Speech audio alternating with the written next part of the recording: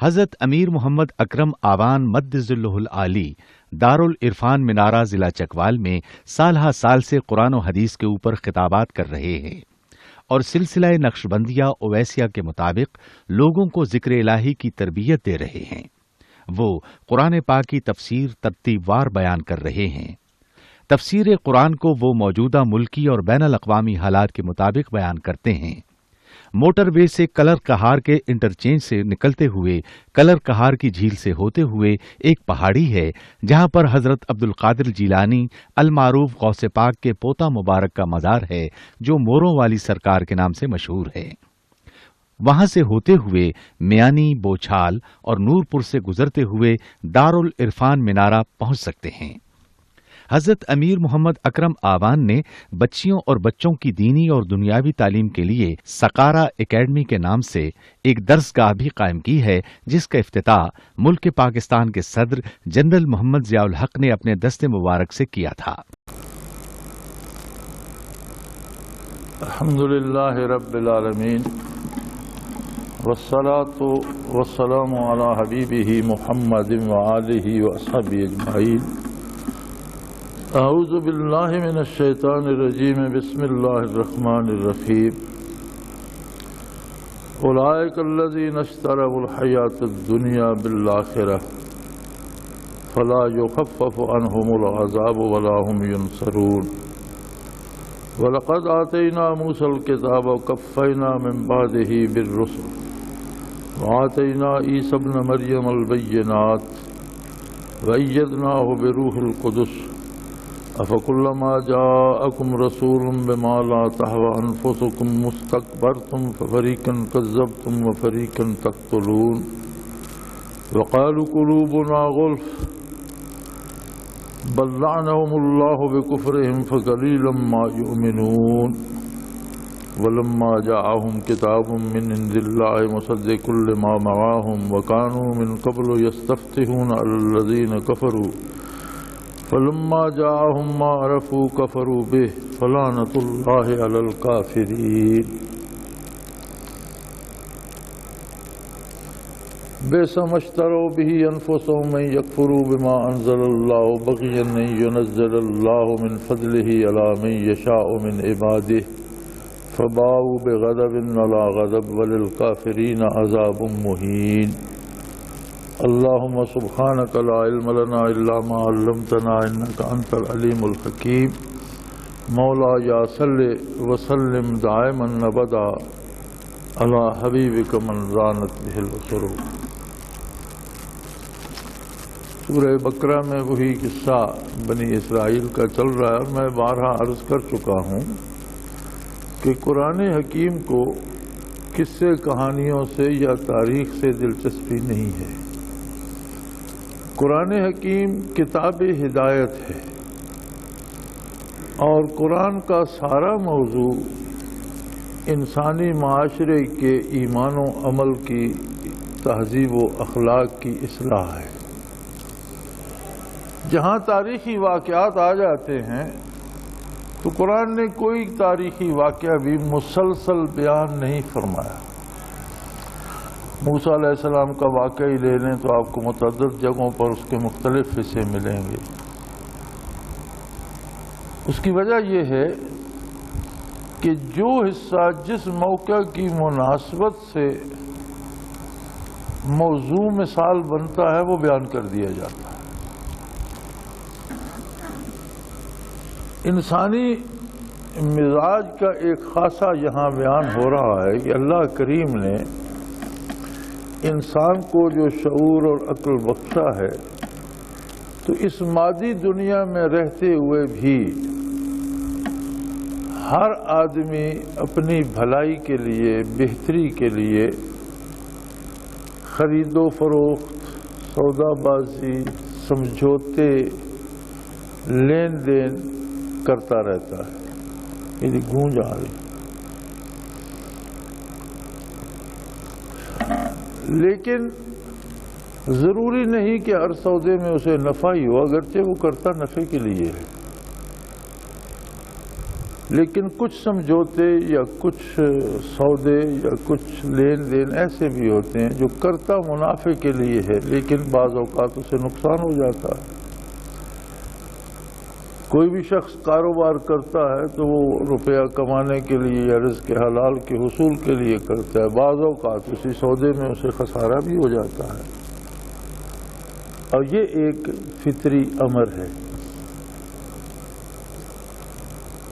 لیکن کوئی ایسا خسارہ کہ جو ساری اصل کو بھی ضائع کر دے اور بندے کے پلے کچھ بھی نہ رہے، اور اسے ایسا ناکارہ کر دے کہ آئندہ بھی کبھی کوئی کسی دوست سے مدد لے کر، کسی سے قرض لے کر، کوئی ہیلا کر کے، کوئی جائیداد بیچ کر وہ پھر سے سلامت ہو سکے، اتنا اسے ناکارہ کر دے کہ اس کے کا بھی کوئی امکان نہ رہے، ایسا سودا کون ہے جو کرے گا؟ کوئی باشعور آدمی کوئی ایسا سودا نہیں کرنا چاہتا کہ جو اسے منافع سے محروم نہ کرے بلکہ اس کی ساری اصل بھی ضائع ہو جائے اور اسے اتنا مقروض اور اتنا پیچھے چھوڑ دے کہ پھر وہ جائیداد بھی بیچے، دوستوں سے قرض بھی لینا چاہے تو کوئی سبیل اس کی بحالی کی نہ بن سکے، اتنا گھاٹا کون اٹھائے گا؟ فرمایا جو لوگ دنیا کے لیے آخرت کو چھوڑ دیتے ہیں وہ ایسے ہی سودا کرتے ہیں۔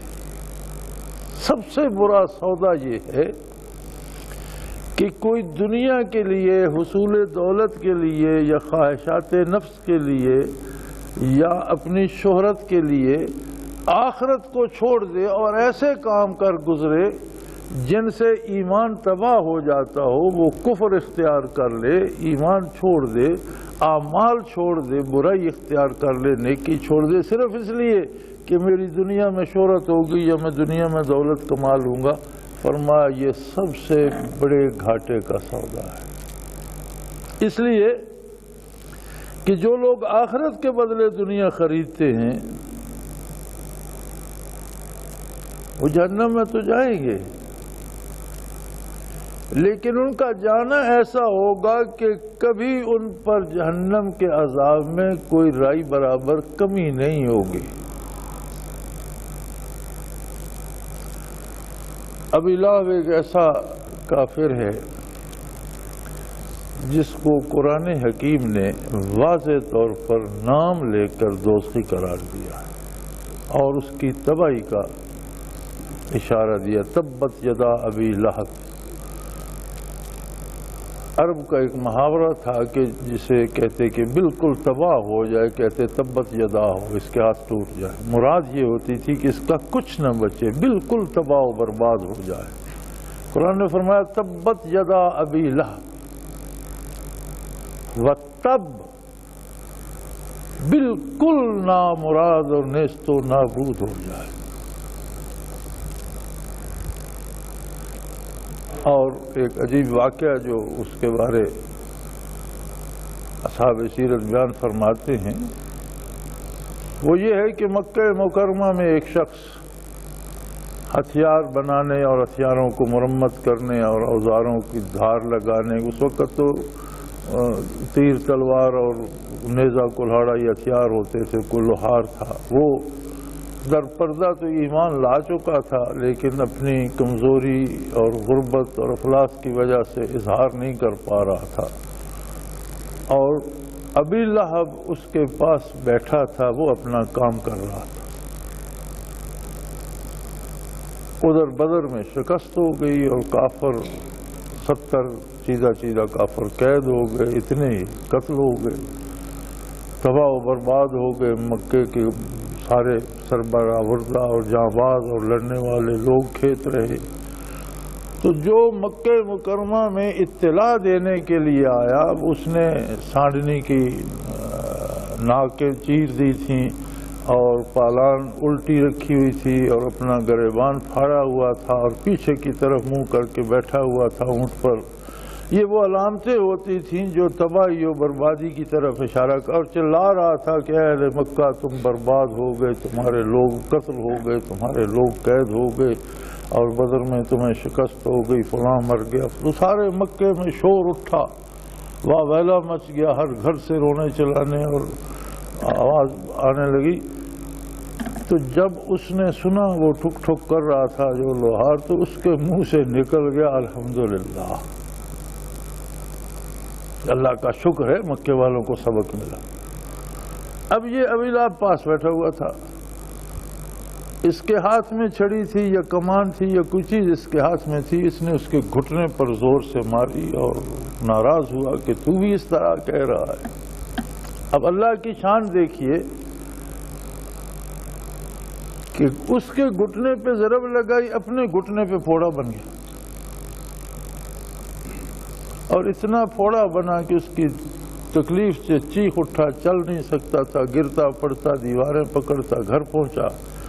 اب اس پھوڑے میں پانی بھرنا شروع ہو گیا، پھر وہ پھٹ گیا، پھر جہاں اس کا پانی لگتا وہاں پھوڑا بن جاتا، پھر وہ پھٹتا، جہاں اس کا پانی لگتا وہاں پھوڑے بننا شروع ہو جاتے۔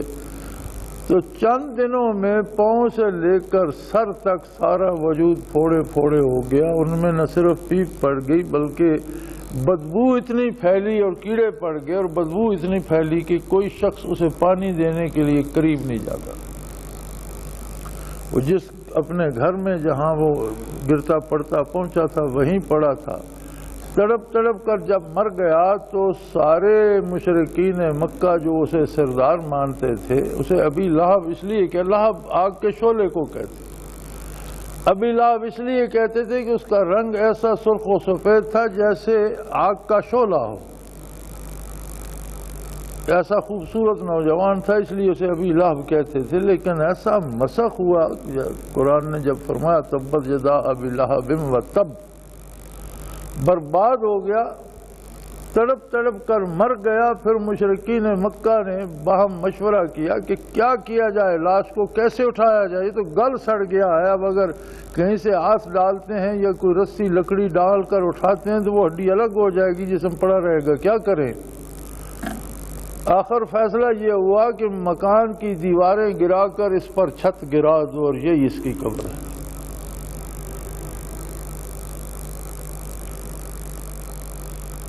لیکن اس کے باوجود اس کے مرنے کے بعد مجھے صحیح یاد نہیں ہے، غالباً حضرت عباس رضی اللہ عنہ کے بارے ہے، فرماتے ہیں کہ میں نے اسے خواب میں دیکھا۔ میں نے پوچھا ابو لہب اب سناؤ، کہنے لگا کوئی حال، بہت برا حال ہے، لیکن ایک بات ہے، جب نبی کریم صلی اللہ علیہ وسلم کی ولادت ہوئی تو میری ایک کنیز بھاگتی ہوئی میرے پاس آئی اور اس نے مجھے مبارک دی کہ تمہارے فوت شدہ بھائی کے ہاں چاند سا بیٹا پیدا ہوا، اور مجھے خوشی ہوئی، میرا بھتیجا ہوا ہے۔ میں نہیں جانتا تھا بھتیجا نبی ہوگا، اس نے جب نبوت کا اعلان کیا میں مخالف ہو گیا، لیکن بھتیجا ہونے کی جو خوشی مجھے ہوئی تو میں نے اسے اس طرح ہاتھ کے اشارے سے کہا کہ جاؤ تم آزاد ہو۔ جب وہ دن آتا ہے تو کوئی اس طرح ہاتھ کے اشارے سے چند چھینٹے پانی کے مجھ پہ ڈال دیتا، اور ایک حد تک مجھے ایک بار ایک آدھ سانس آ جاتی ہے، تھوڑا سا سکون آ جاتا ہے، تھوڑی سی اس میں کمی آ جاتی ہے، پھر وہی حال ہے۔ ابی لہب کو اللہ کریم نے نام لے کر جہنمی فرمایا، دنیا میں جو اس کا انجام ہوا وہ عبرتناک ہے۔ اس کے باوجود ایک ایسی نیکی جو اس کے علم میں نہیں تھی کہ میں نیکی کر رہا ہوں، بطفیل محمد الرسول اللہ، اللہ کریم نے وہ بھی ضائع نہیں کی، ہمیشہ جہنم میں رہے گا، لیکن سال میں ایک بار صحیح چند قطرے تو اس پہ ٹپک جاتے ہیں۔ لیکن یہ لوگ جو آخرت بیچ کر دنیا خریدیں گے، ان پر اس طرح کی کوئی رعایت نہیں ہوگی، لا یخفف عنہم العذاب، ایسے لوگوں پر سے کوئی عذاب میں کمی نہیں کی جائے گی، تو معمولی سے ہی کمی تو ہوئی وہ عذاب میں اس کی، انہیں وہ اس کا حقدار بھی نہیں چھوڑا جائے گا۔ وَلَا هُمْ يُنصَرُونَ، نہ کوئی ان کی مدد کرے گا نہ کر سکے گا۔ یعنی اتنا یہ گھاٹے کا سودا ہے کہ جس سے واپسی کا کوئی امکان ہی نہیں کہ دنیا کی وہ حاصل کرنے کے لیے بندہ آخرت کو چھوڑ دے۔ وَلَقَدْ آتَيْنَا مُوسَى الْكِتَابَ، ہم نے موسیٰ علیہ السلام کو کتاب عطا فرمائی، کتاب ہدایت، جس نے حق کو حق اور باطل کو باطل، دودھ کا دودھ اور پانی کا پانی الگ کر دیا۔ اور کتنا بڑا احسان ہے رب کریم کا کہ اس نے اپنی طرف سے ایک ایسی کتاب ارشاد فرما دی، عطا فرما دی، جس نے کھرے کھوٹے کو الگ کر دیا۔ اب بندے کی کیا حیثیت ہے کہ اس کتاب کو نہ مانے، اس پر عمل نہ کرے۔ ایک معمولی سا طبیب ایک نسخہ تجویز کرتا ہے، وجود ہمارا ہے، صحت ہماری ہے، گھر ہمارا ہے، کھانا پینا ہمیں ہے۔ ایک طبیب کہتا ہے کہ تم شکر نہیں کھاؤ، گھر میں شکر کی بوری رکھی، ہم کھانا چھوڑ دیتے ہیں، کیوں نہیں کھاتے؟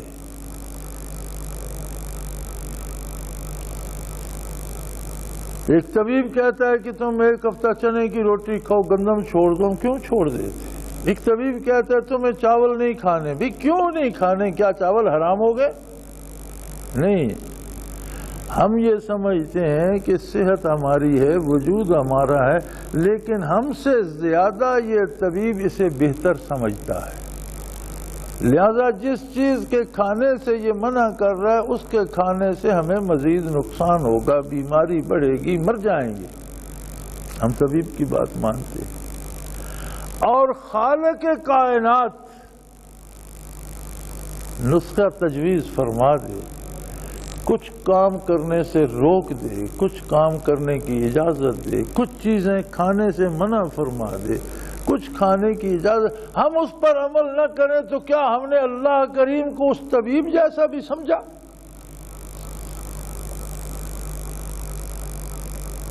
جتنا اعتماد ہم ایک عام طبیب، اس طبیب سے، ڈاکٹر سے تو غلطی ہو سکتی ہے، مشین سے ہم ٹیسٹ کرواتے ہیں وہ نتیجہ غلط دے سکتی ہے،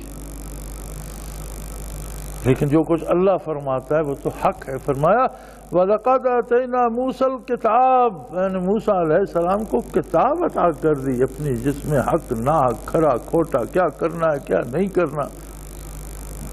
وَقَفَّيْنَا مِن بَعْدِهِ بِالرُّسُلِ، اور اس کے بعد پے بپے میں رسول بھیجتا رہا، میں نے کبھی تمہیں رسالت سے محروم نہیں رکھا۔ اور پھر دوسری عجیب بات یہ تھی کہ تمام انبیاء، موسیٰ علیہ السلام سے لے کر یعقوب علیہ السلام سے لے کر عیسیٰ علیہ السلام تک، سارے بنی اسرائیل میں آئے۔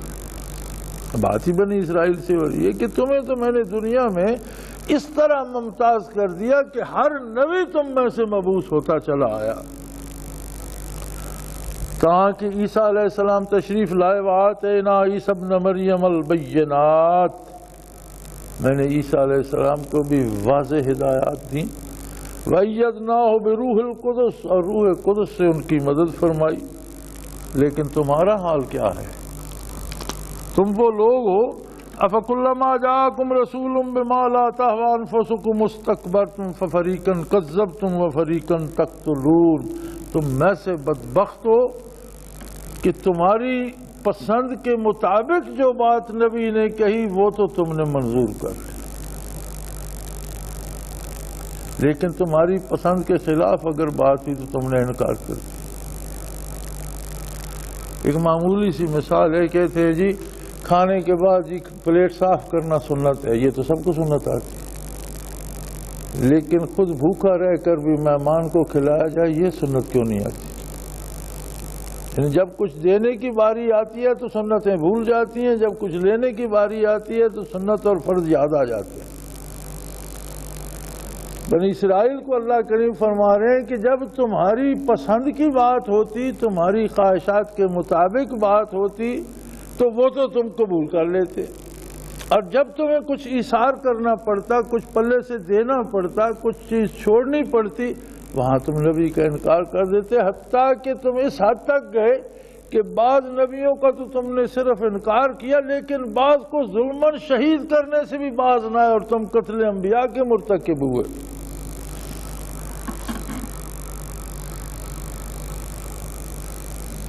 اور یہ سارے کرتوت کرنے کے بعد کہتے ہیں وَقَالُوا قُلُوبُنَا غُلْفٌ، ہمارے تو دل جو ہیں وہ پردوں کے اندر ہیں، ہمارے دلوں پر کوئی گرد، کوئی میل، کوئی ڈسٹ کچھ نہیں جم سکتا، صاف ہیں ہمارے دل، پردوں میں لپٹے ہوئے ہیں۔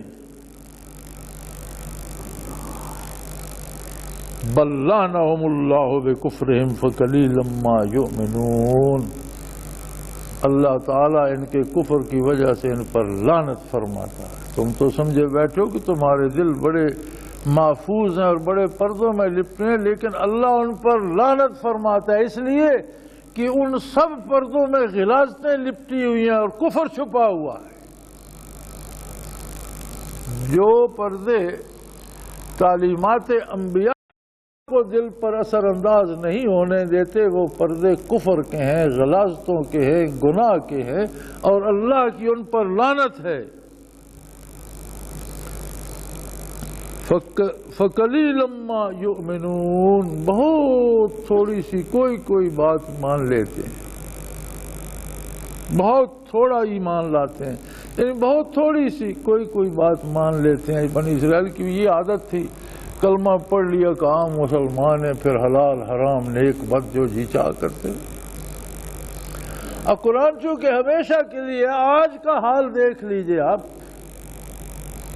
اپنے ماحول کو، اپنے ارد گرد کو دیکھ لیجئے، اپنے آپ کو دیکھ لیجئے۔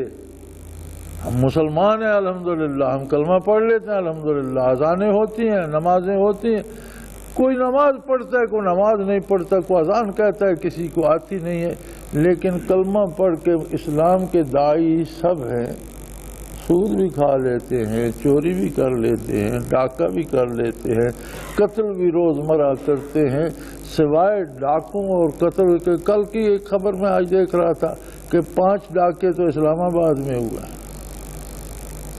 یعنی جہاں وہ مرکز ہے جس کو سارے ملک کی حفاظت کرنی ہے، وہ خود لٹ رہا ہے۔ کچھ ڈاکو غیب سے آ گئے ہیں، ڈاکو بھی ہم ہی میں سے ہیں، جو لوگ اس ملک میں رہتے ہیں وہی ڈاکو بھی ہیں، اور کلمہ گوئی کے دعوے دار بھی ہیں، لوگوں کی عزتیں لوٹ رہے ہیں، مال لوٹ رہے ہیں، جانیں تباہ کر رہے ہیں۔ اس کا مطلب ہے کہ تھوڑی سی بات مانی ہوئی ہے کہ جی ہم کلمہ پڑھتے، فرمایا یہی حال بنی اسرائیل کا تھا کہ تھوڑی سی بات مان لیتے تھے، لیکن اس کے بعد جو جی چاہتا وہ کرتے اور جو مرضی میں آتا وہ کرتوت کرتے۔ وَلَمَّا جَاءَهُمْ كِتَابٌ مِّنْ عِندِ اللَّهِ مُصَدِّقٌ لِّمَا مَعَهُمْ وَكَانُوا مِن قَبْلُ يَسْتَفْتِحُونَ عَلَى الَّذِينَ كَفَرُوا فَلَمَّا جَاءَهُم مَّا عَرَفُوا كَفَرُوا بِهِ فَلَعنَةُ اللَّهِ عَلَى الْكَافِرِينَ۔ فرمایا ان کا حال دیکھیے کہ ان کے پاس جتنی کتابیں آئیں ان میں آقا نامدار حضرت محمد الرسول اللہ صلی اللہ علیہ وآلہ وسلم کا ذکر خیر موجود تھا، بشارت موجود تھی کہ نبی آخر الزمان اور خاتم الانبیاء مبعوث ہوں گے صلی اللہ علیہ وآلہ وسلم، ان پہ ایمان لانا، ان کی اطاعت کرنا۔ اور جب وہ کتاب آئی اللہ کی طرف سے، یعنی قرآن کریم جب نازل ہوا، نصدق لما معاہم، جو ان کی کتابوں میں حق تھا اس کی تصدیق کرنے والی کتاب۔ ان کی کتابوں میں بھی لا الہ الا اللہ تھا، اس نے بھی لا الہ الا اللہ کا نعرہ لگایا۔ ان کی کتابوں میں بھی ان کی نبوت کی تصدیق تھی، موسیٰ کلیم اللہ، اس نے بھی قرار دیا موسیٰ کلیم اللہ ہے اور موسیٰ اللہ کا رسول ہے۔ انبیاء کی تصدیق کی، پہلی کتابوں کی تصدیق کی، عقائد کی تصدیق کی، اللہ کی ذات و صفات کی تصدیق کی، حیات بعد الموت کی، برزخ کی، عذاب ثواب کی، ملائکہ کی، اس تمام باتوں کی تصدیق کی جو خبر پہلی کتابوں میں تھی، انہی اخبار کی تصدیق کی۔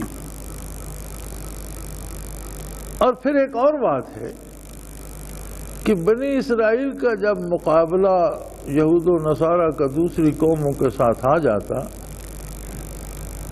تو یہ اس قرآن اور خاتم الانبیاء صلی اللہ علیہ وسلم کے حوالے سے فتح کی دعائیں مانگتے تھے۔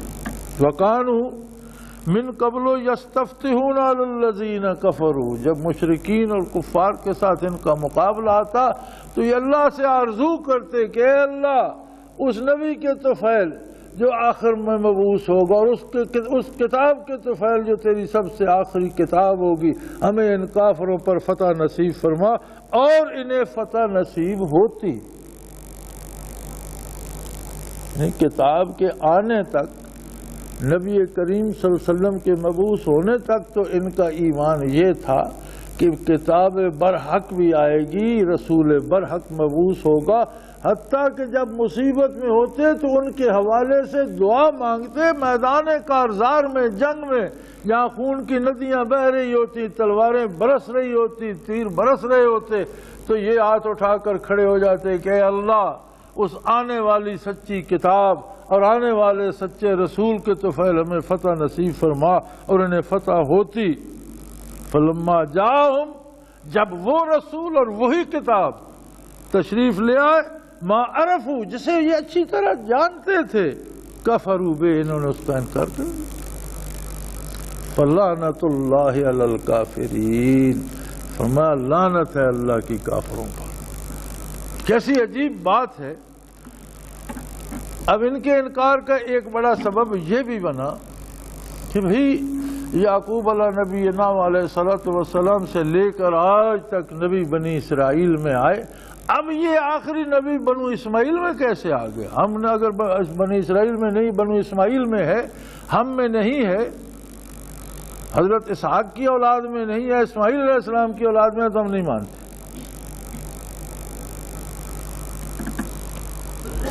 انہوں نے سمجھا کہ یہ وراثت ہے ہماری بھی، یہ تو اس کی عطا ہے، اگر وہ 100 برس تمہیں نوازتا رہا تو اس کی مرضی۔ آج اس نے محمد الرسول اللہ صلی اللہ علیہ وسلم کو مبعوث فرمایا بنو اسماعیل سے، تو اس کی مرضی، یہ تو اس کی عطا ہے، تم کون ہوتے ہو یہ بانٹنے والے؟ لیکن یہ اس سے باقی ہو گئے۔ یار ہمارے پاس بھی ہے، اور اب تو پہلے تو یہ صرف ولایت میں ہمارا حال تھا، اب سیاست میں بھی ہے۔ ولایت میں بھی یہ ہوتا ہے کہ جہاں کوئی ولی اللہ ہے، نیک آدمی ہے، اللہ کا بزرگ ہے اور لوگوں کی ہدایت کا سبب بن رہا ہے، جب اس کا وصال ہوتا ہے تو اس کا بیٹا گدی نشین ہو جاتا ہے۔ اگر تو بیٹا نیک ہے اور اس نے باپ سے تربیت حاصل کی اور لوگوں کی تربیت کرتا ہے اور لوگوں کو ہدایت نصیب ہوتی ہے تو درست۔ باپ کے بعد بیٹے کا آنا منع نہیں ہے۔ حضرت علی رضی اللہ عنہ کے بعد حضرت حسن خلیفہ ہوئے تو کوئی منع ہے؟ لیکن شرط یہ ہے کہ وہ استعداد بیٹے میں ہو، صرف یہ کہ وہ بیٹا ہو۔ ایسے تو نوح علیہ السلام کا بیٹا بھی تھا جو کافروں کے ساتھ غرق ہو گیا، سگا بیٹا تھا وہ۔ ہمارے ہاں یہ نہیں دیکھا جاتا کہ جو کمال باپ میں تھے وہ بیٹے میں ہیں کہ نہیں۔ باپ ساری رات جا نماز پہ گزارتا تھا، بیٹا ساری رات کتے بھگاتا ہے اور شکار کرتا ہے۔ باپ دوسروں کو نمازی بناتا تھا، بیٹا خود تارک صلاۃ ہے اور دوسروں کی نمازیں بھی چھڑا رہا ہے۔ باپ اللہ کی اطاعت کرتا تھا، بیٹا نشئی ہے اور شراب اور بھنگ پی رہا ہے، اور مخلوق ہے کہ وہ گدی نشین مانے۔ تو یہ وراثت نہیں ہے، یہ اس کی عطا ہے، جسے چاہے عطا کر دے۔ اسی طرح اب ہمارے ہاں تو سیاست میں بھی آ گیا کہ جو سیاستدان مرتا ہے اس کا بیٹا بیٹی جو بھی ہو یا بیوی بیوہ رہ جائے وہ سیاستدان بن جاتی ہے، خواہ اس سے پہلے اسے الف بے نہ آتا۔ باپ مر گیا، بیٹا جانشین ہو گیا، بس وہ سیاستدان کا بیٹا سیاستدان ہو گیا، مولوی کا مولوی ہو گیا اور ولی کا ولی ہو گیا۔ وہ کسی حکایت بیان کرتے کہ کسی مولوی صاحب کا بیٹا تھا اور وہ گرد رہا ساری عمر، اس نے پڑھا تو نہیں، اور مولانا مفتی تھے بڑے اچھے۔ تو اب جب ان کا وقت قریب آیا تو اس نے کہا بھئی میں کیا کروں گا جی، میں نے پڑھا تو ہے نہیں، تو لوگ آئیں گے فتویٰ لینے، میں کیا کہوں گا۔ انہوں نے فرمایا اب تیری دوا یہ ہے کہ ہر مسئلے میں کچھ نہ کچھ اختلافات ہوتے ہیں، جو مسئلہ پوچھنے آئے تم کہہ دیا کرو کہ جیسا تم کہتے ہو یہ بھی ہے، کچھ لوگ اس سے اختلاف بھی کرتے ہیں، دونوں پہلو بتا دیا کرو۔ ہمارے حصے میں اب عالم بھی وہ آئے جو بات کے دونوں پہلو ہے، یہ ٹھیک بھی ہے اور نہیں، کچھ لوگ کہتے ہیں نہیں بھی ٹھیک، چلو جان چھوٹے۔ تو ہم نے موروثیت اپنا لی ہے بنی اسرائیل کی طرح۔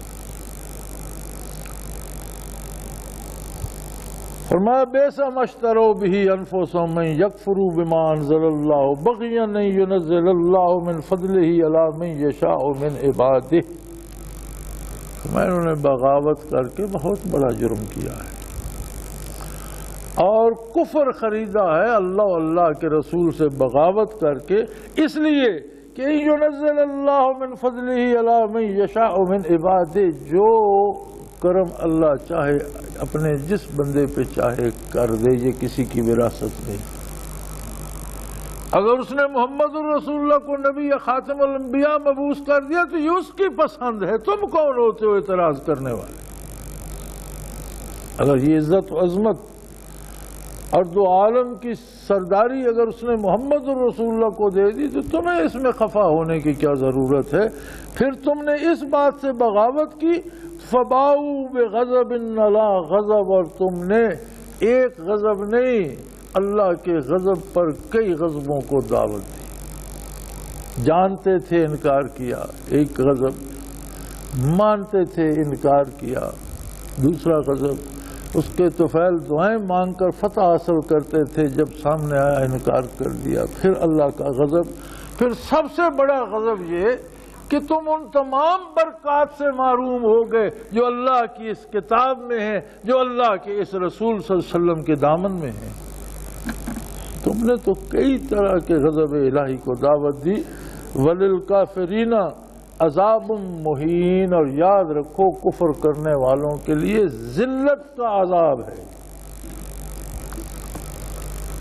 عذاب تو گناہگار مسلمان کو بھی ہو سکتا ہے، اللہ معاف فرما دے تو اس کا کرم ہے، سب کو معاف کرے، لیکن ہو سکتا ہے کہ ایک شخص ایمان پر اس کا خاتمہ ہو، لیکن کچھ خطائیں ایسی ہوں جن کے لیے اسے عذاب بھی ہو جائے۔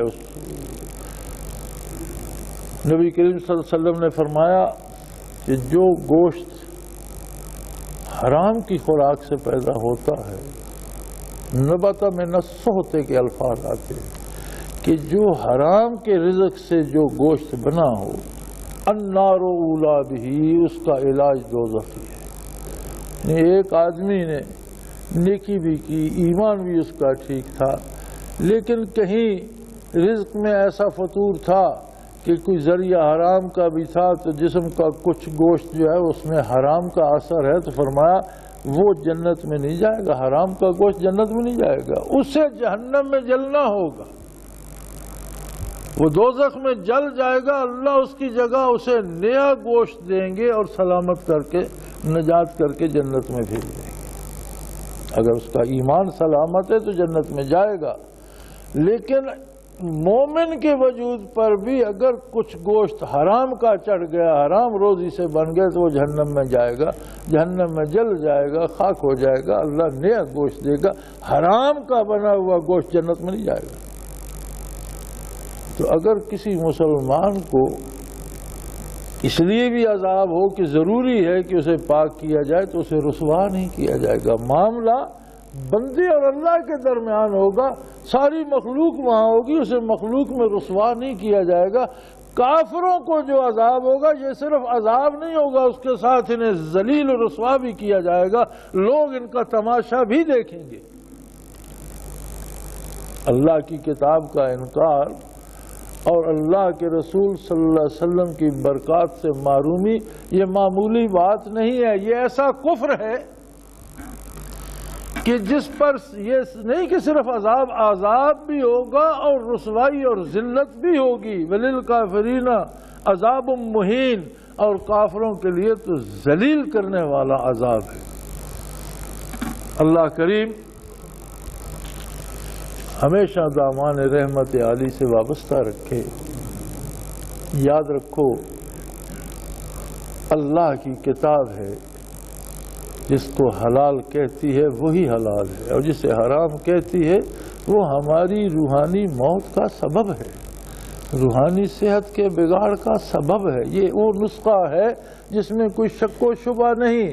اپنی طرف سے پوری دیانتداری سے کوشش کی جائے کہ بندہ حلال کھائے، وقت پر نماز ادا کرے، اخلاق و آداب کو شریعت کے مطابق رکھے اور محمد الرسول اللہ کی غلامی کا حق ادا کرتا رہے۔ پھر کمی بیشی ہو جائے تو وہ غفور الرحیم ہے، لیکن حصول دنیا کے لیے اگر بغاوت کر دے تو یہ بہت بڑی تباہی ہے۔ اللہ پاک اس تباہی سے تمام مسلمانوں کو محفوظ رکھے، سب کو ہدایت پہ قائم رکھے اور نیکی کی توفیق عطا فرمائے۔ وآخر دعوانا ان الحمدللہ رب العالمین۔ وہ تمام احباب جو اسلام کی طلب رکھتے ہیں ان سے گزارش ہے کہ دارالعرفان منارہ ضلع چکوال میں امیر محمد اکرم آوان صاحب کے خطابات سے مستفید ہوں۔ وہ ہر جمعے کو نماز سے پہلے بیان فرماتے ہیں۔ ہر ماہ کی پہلی اتوار کو ماہانہ اجتماع ہوتا ہے جس میں آپ خصوصی خطاب فرماتے ہیں اور پاکستان کے چاروں صوبوں سے احباب اس اجتماع میں شرکت کرتے ہیں۔ اس کے علاوہ یہاں سال میں 2 مرکزی اجتماعات بھی ہوتے ہیں، ایک رمضان المبارک میں اعتکاف کا اجتماع اور دوسرا جولائی اور اگست میں 40 دن کا اجتماع ہوتا ہے جس میں روحانی تربیت کی جاتی ہے۔ لا الہ کی تیغ کاٹے گی اندھیرے کا گجر، گنبد خضرا سے روشن ہوگی پھر اپنی سحر، اپنا خون سیماب دے کر اتنا ہم کر جائیں گے، نام آقا کا چمن میں پھر رقم کر جائیں گے۔